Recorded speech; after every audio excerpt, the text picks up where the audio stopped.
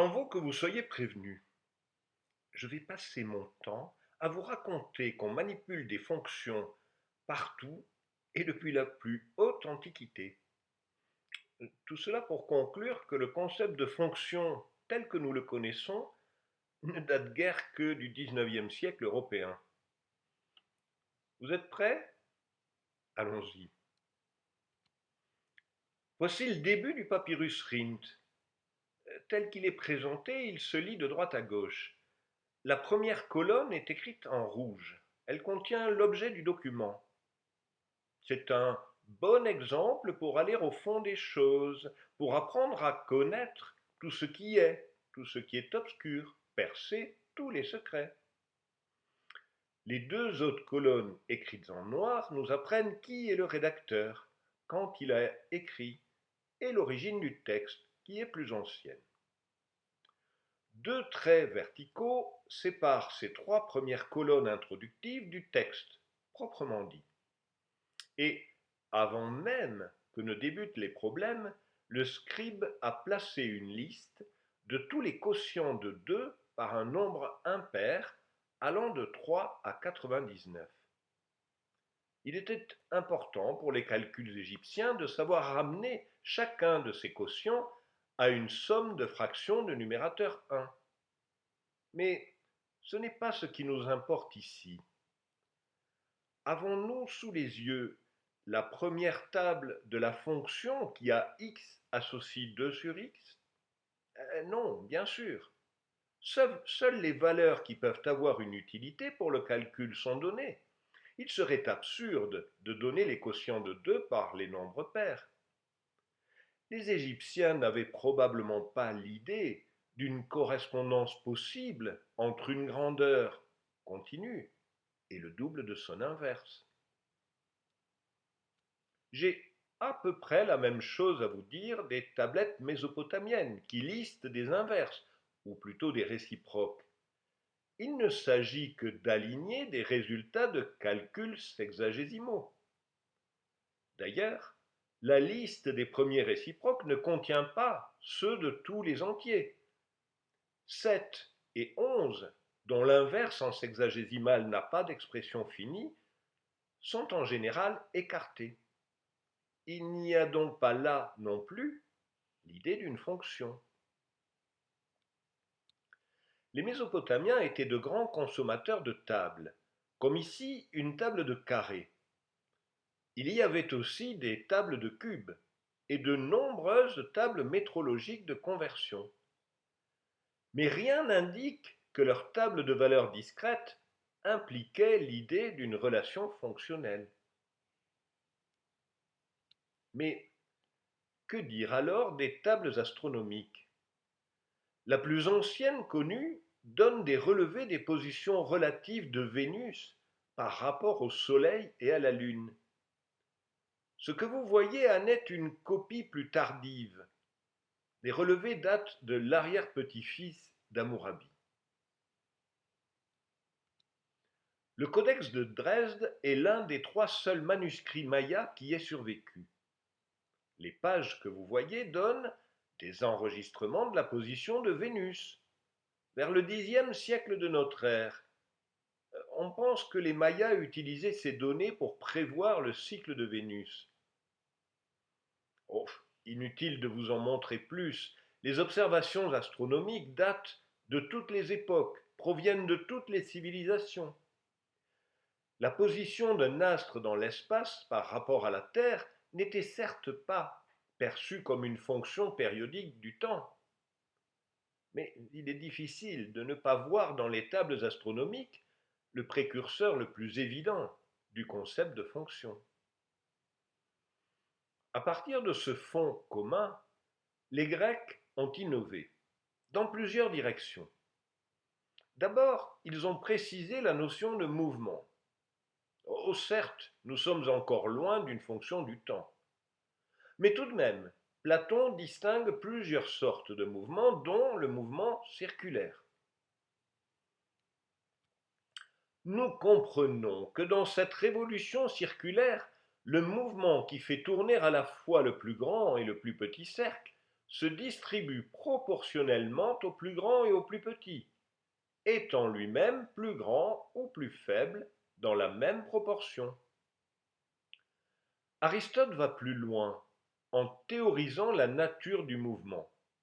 Et parmi tous les mouvements possibles, il en distingue deux.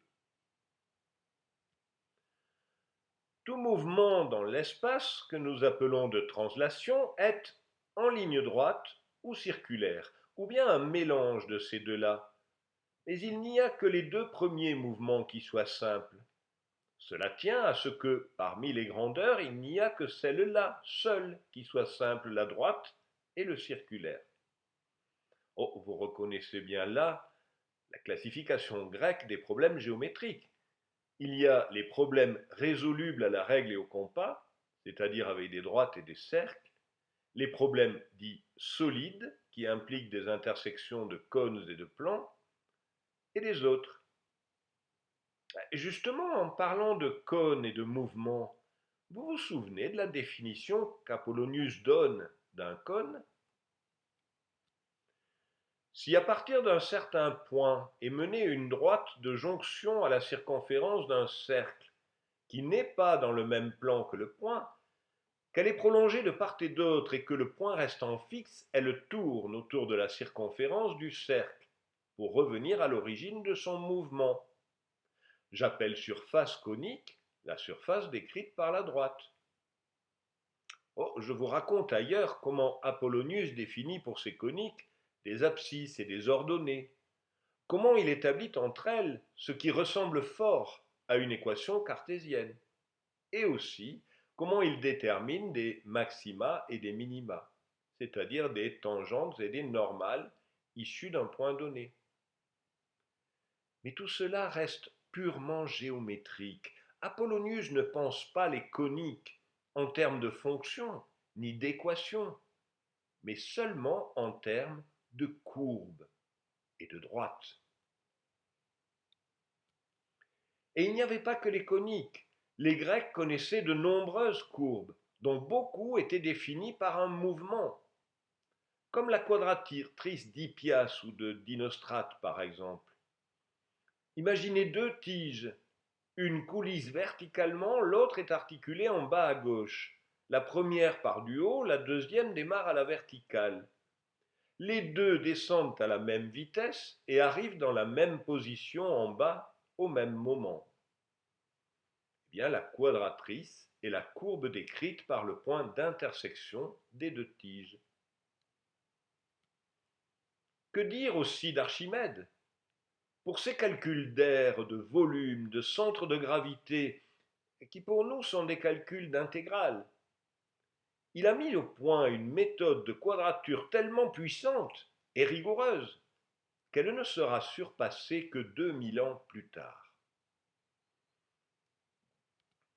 Bien sûr, les Grecs, comme les Mésopotamiens avant eux, conservaient des relevés des positions des astres principaux. Cela donnait des tables numériques, mais rien ne permet de penser qu'ils les voyaient comme des fonctions. Pour autant, ils ne se privaient pas de traduire les mouvements en courbes dans les instruments astronomiques. Ceci est un scaphé, à savoir un cadran solaire hémisphérique. Remarquez les courbes tracées à l'intérieur. Oh, il n'y avait pas que les cadrans solaires. Pour construire un astrolabe, il fallait aussi traduire des relevés astronomiques en courbes, tracées point par point. Il y avait tout de même plus que de simples relevés d'observation. Depuis Hipparque, au moins, les astronomes avaient reconnu l'importance des mesures de la corde associée à un arc de cercle. Ptolémée donne une table des cordes pour chaque arc de cercle précise au demi-degré. Ah, là il y a bien un concept de fonction, non? Eh bien non, pas vraiment. La corde d'un arc peut très bien ne rester qu'une notion purement géométrique. Pourtant, comme vous le voyez dans cette traduction française, Ptolémée donnait non seulement les valeurs des cordes, mais encore les différences tabulaires. Voyait-il un rapport entre ces différences tabulaires et la tangente à une courbe? Non, probablement pas. Ceci est le diagramme qui accompagne les explications de Bhaskara 1 sur la manière de calculer une table de sinus. Oh, il faut dire que ces explications ne sont pas superflues. Bhaskara commente ici un seul verset de l'Aryabhata, plutôt condensé comme à son habitude. En voici la traduction. Les différences sont diminuées des quotients successifs des sinus par le premier sinus. Que veut-il dire par là? Les 24 nombres sont des différences successives entre les sinus des angles multiples de pi sur 48. Aryabhata ne se fatigue pas à donner la table des sinus. Les différences tabulaires suffisent pour le calcul. La remarque qui suit cette liste de différences est extrêmement astucieuse. Aryabhata observe que les différences décroissent et que la différence entre deux valeurs successives est proportionnelle au sinus. Et de là à dire que la dérivée seconde de la fonction sinus est l'opposé du sinus, il n'y a qu'un pas. Oui, mais ce pas, ni Aryabhata ni Bhaskara ne l'ont franchi. Et les Arabes alors? Oh, bien sûr, ils ont continué la tradition des tables astronomiques. Je vous raconte ailleurs l'épopée de la diffusion en Occident des tables d'Ulugh-Beg.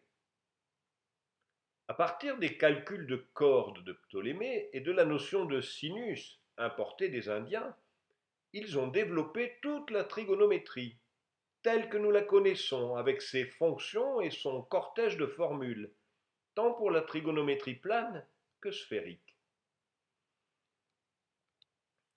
De fins connaisseurs d'Archimède, comme les frères Banu Moussa, Tabit Imkura et leurs successeurs, ne pouvaient pas manquer de prolonger et d'affiner les méthodes de quadrature du maître. Ils l'ont fait avec beaucoup de pénétration et d'astuce. Ils sont presque arrivés à définir le calcul intégral tel que nous le connaissons, mais il ne s'agissait encore que de géométrie, toujours pas de concept de fonction là-dedans. Bon, là, j'ai besoin d'une transition vers le Moyen Âge européen. Et puis, soyons honnêtes, j'ai aussi envie de profiter de la période pour vous montrer de beaux manuscrits, comme celui-ci. Évidemment, parmi les nombreuses traductions de manuscrits arabes que le roi Alphonse X a ordonnées, il y avait des tables astronomiques. Les lettrés qu'il faisait travailler, en particulier à Tolède, ont su utiliser l'outil de calcul et fournir des éphémérides, donnant comme ici, mois par mois, les positions des astres principaux, jusqu'au milieu du XIVe siècle. Eh bien, nous y sommes. Bienvenue au XIVe siècle. Ce magnifique manuscrit, cadeau de Gallica, est une copie de la traduction en français, s'il vous plaît, du traité du ciel d'Aristote. Vous vous souvenez? C'est dans ce traité qu'Aristote nous avait donné sa classification des mouvements. La traduction a été ordonnée par le roi Charles V, le sage, à son conseiller Nicole Oresme. Et du coup, Oresme est montré sur cette enluminure, agenouillé, en train d'offrir le traité au roi, couronné et entouré de fleurs de lys. À droite, le cercle festonné avec des étoiles autour de la Terre symbolise le sujet du livre. Dans le même manuscrit, une autre image le montre à sa table de travail en train de rédiger son livre. Il en est assez fier d'ailleurs. L'ouvrage se termine par ces mots. Ainsi, avec l'aide de Dieu, j'ai accompli le livre du ciel et du monde, au commandement du très excellent prince Charles, cinquième de ce nom, par la grâce de Dieu, roi de France, lequel, en se faisant, m'a fait évêque de Lisieux. Et pour animer exciter et émouvoir les cœurs des jeunes hommes qui ont subtil et nobles engins et désirs de science. J'ose dire et me fais fort qu'il n'est homme mortel qui onque vit ni plus beau ni meilleur livre de philosophie naturelle que celui-ci, ni en hébreu, ni en grec, ni en latin, ni en français. Il se trouve que parmi les jeunes hommes qui ont désir de science, il y a eu Christine de Pisan. Son père était en quelque sorte un collègue d'Oresme. Il était l'astrologue officiel du roi Charles V et donc un de ses conseillers. Christine de Pisan, c'est la toute première femme de lettres de la chrétienté. Les livres d'Aristote traduits par Oresme, qu'elle cite à plusieurs reprises, semblent avoir eu une réelle influence sur sa philosophie. Et puisque nous en sommes au beau manuscrit, voici celui de la Cité des Dames. Vous y voyez à gauche Christine de Pisan offrant son livre à Isabeau de Bavière. À droite, les deux mêmes sont en train de bâtir cette fameuse Cité des Dames. Le tout n'est qu'allégorique, bien sûr. Mais revenons à Oresme. Vous avez sous les yeux les deux premières pages d'un livre rare. C'est un incunable, c'est-à-dire un livre imprimé avant 1500. Je vous explique ailleurs que la plupart des incunables mathématiques sont des arithmétiques commerciales que l'on appelait des livres d'abac. Eh bien, celui-ci fait exception, et c'est vous dire l'importance qui lui était accordée. L'original a été rédigé par Oresme dans les années 1350, longtemps avant ses traductions d'Aristote. Remarquez les dessins en forme d'histogramme dans la marge. Eh bien, ce sont les toutes premières représentations fonctionnelles de l'histoire. Oresme est le premier à avoir compris que, quand deux grandeurs étaient liées entre elles, l'intensité de l'une pouvait être représentée par un segment vertical pour chaque valeur de l'autre. Nous avons pris l'habitude de parler d'abscisse pour la variable et d'ordonnée pour la valeur de la fonction. Mais même quand Descartes et Fermat introduiront ce que nous appelons la représentation cartésienne, ils ne parleront ni de fonction, ni d'abscisse, ni d'ordonnée. Il faudra attendre Leibniz à la toute fin du XVIIe siècle pour cela. Restons pour le moment au milieu du XIVe et écoutons Oresme. On se représente toute chose mesurable, à l'exception des nombres, comme une grandeur continue. Toute intensité qui peut être acquise de façon successive doit donc être représentée par une ligne droite, élevée perpendiculairement à un point de l'espace ou du sujet de la chose intensive, par exemple d'une qualité. Pour comprendre la difficulté à laquelle Oresme fait face, souvenez-vous que notre notion de nombre réel n'existe pas. Depuis les Grecs, un nombre est un entier. Il n'y a qu'une ligne géométrique pour donner l'image du continu. Quand Oresme dit que l'intensité qu'il considère est acquise de façon successive, il introduit l'idée du temps.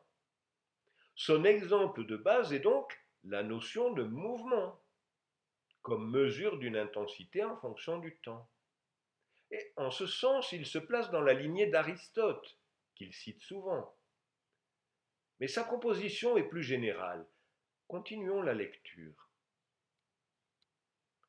Par ailleurs, l'intensité exprime aussi l'idée qu'une chose est plus ceci ou plus cela. Par exemple, plus blanche ou plus rapide. Cette intensité est divisible d'une seule façon, et à l'infini comme un continuum. On ne peut donc la représenter plus adéquatement que sous la forme du continuum qui est originellement divisible et d'une seule façon, c'est-à-dire par une droite. Comme nous connaissons mieux et concevons plus facilement la grandeur ou le rapport des droites, qui plus est, la droite est la forme originelle du continu, une telle intensité doit être représentée par des droites, et au mieux par des droites élevées perpendiculairement au sujet. L'idée clé est donc de représenter les rapports d'intensité non pas par des nombres, il n'en était pas encore question, mais par des rapports de droite. Oresme précise: ainsi des intensités égales sont représentées par des droites égales, une intensité double par une droite double, et toujours ainsi on continue de façon proportionnelle. On peut voir l'idée d'Oresme comme une concrétisation de la notion de dépendance fonctionnelle. Qu'une grandeur puisse dépendre d'une autre est une évidence depuis toujours, surtout quand la première est le temps. La nouveauté chez Oresme est de traduire cette dépendance par des segments de droite orthogonaux à un axe horizontal. 3 siècles plus tard, la révolution que Descartes introduit est celle de la géométrie algébrique. Représenter géométriquement les quantités qu'il note désormais par des lettres est accessoire. Les équations prennent le pas. Néanmoins, Descartes a lu Oresme et il en a conservé l'idée de représenter les quantités par des lignes.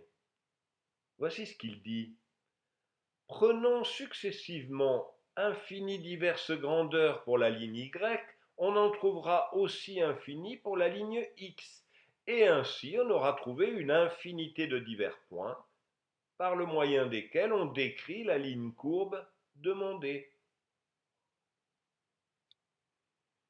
Ce que vous voyez est extrait de la traduction par Buffon du traité de Newton sur les fluxions. C'est le passage où Newton expose son problème qui est ce que nous appelons le théorème fondamental de l'analyse. Newton a parfaitement conscience de la généralité de sa méthode, mais il choisit néanmoins de l'exprimer en termes de mouvement. J'observerai que toutes leurs difficultés peuvent se réduire à ces deux problèmes seulement, que je vais proposer sur un espace décrit par un mouvement retardé ou accéléré d'une façon quelconque. Exprimer les deux problèmes en termes de mouvement permet de faire comprendre que les deux sont réciproques l'un de l'autre, ce qui n'était pas évident géométriquement. Les Grecs ne pouvaient pas deviner le rapport entre tracer des tangentes et calculer des quadratures. La longueur de l'espace décrit étant continuellement donnée, trouver la vitesse du mouvement à un temps donné quelconque. Ça, c'est la dérivation. La vitesse du mouvement étant continuellement donnée, trouver la longueur de l'espace décrit à un temps donné quelconque. Ça, c'est l'intégration. Remarquez comme la dépendance fonctionnelle est énoncée, étant continuellement donnée. Newton ne parle pas de fonction. La première utilisation du mot dans un sens mathématique est due à Leibniz. Elle apparaît dans un manuscrit de 1673 intitulé Méthode des tangentes inverses ou bien De Functionibus sur les fonctions.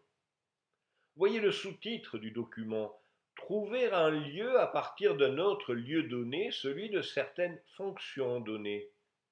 Ou encore, trouver un lieu dans lequel les données appliquées d'un lieu donné remplissent la fonction proposée. Cette méthode est opposée à la méthode des tangentes. Oui, bon, un peu de paraphrase s'impose. Leibniz conçoit une courbe géométrique, qu'il appelle un lieu, comme associée à des droites qui remplissent certaines fonctions, comme les tangentes ou les normales. Depuis Apollonius et Archimède jusqu'à Fermat et Descartes, on s'est toujours préoccupé de déterminer ces droites, connaissant la courbe. Leibniz, lui, veut résoudre le problème inverse. Comment retrouver la courbe connaissant une propriété des droites qui remplissent une fonction donnée? Par exemple, sachant que les tangentes vérifient telle équation, retrouver la courbe. En clair, Leibniz propose de résoudre une équation différentielle. Au fil des années et de sa correspondance avec Jean Bernoulli, entre autres, le mot fonction va prendre graduellement le sens plus général d'une grandeur qui évolue relativement à une autre. Néanmoins, au siècle suivant, cette dépendance restera surtout décrite algébriquement. Pour Euler et Lagrange, comme pour Newton et Leibniz, une dépendance fonctionnelle se traduit par une expression algébrique, idéalement un polynôme infini, ce que nous appelons une série entière. Voici la définition d'Euler dans un livre qui fera longtemps autorité, L'introduction à l'analyse infinitésimale. Une fonction d'une quantité variable est une expression analytique composée, de manière quelconque, de cette même quantité variable et de nombres ou de quantités constantes. Toute expression analytique dans laquelle, à part la variable z, toutes les autres quantités sont constantes, est une fonction de z. Ainsi, a plus 3z, az plus 4z2, etc. Mais 7 ans plus tard, dans la préface de ces institutions du calcul différentiel, Euler fait volte-face. Si certaines quantités dépendent d'autres quantités, de manière que si les autres changent, ces quantités changent aussi, alors on a l'habitude de nommer ces quantités fonctions de ces dernières.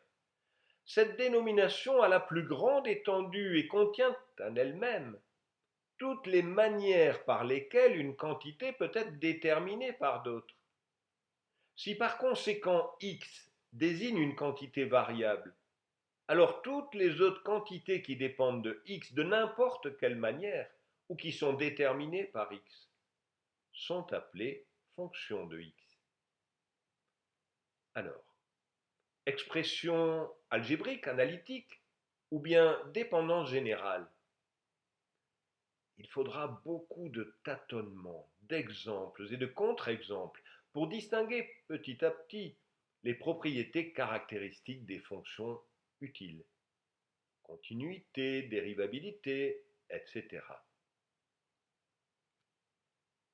La vision moderne apparaît avec la rigueur du XIXe siècle, entre autres chez Dirichlet. Cet article est celui où il démontre la convergence des séries trigonométriques pour les fonctions continues par morceaux. Et il vous dit ce qu'il entend par fonction continue. Une fonction f de bêta qui a une valeur finie et déterminée pour chaque valeur de bêta, comprise entre 0 et h, et un outre, telle que la différence f de bêta plus epsilon moins f de bêta diminue sans limite lorsqu'epsilon devient de plus en plus petit. À part quelques différences de vocabulaire, à part l'écriture en langage courant, là où nous emploierions des quantificateurs, c'est bien notre définition moderne d'une fonction continue en tout point sur un intervalle. Ouf, on a fini par y arriver. Tout cela en partant de la notion de mouvement qui est évidente pour tout le monde. Vous savez quoi? Je commence à m'inquiéter. S'il me faut une histoire complète pour vous raconter les avatars de chaque évidence depuis les débuts de la création, nous ne sommes pas rendus.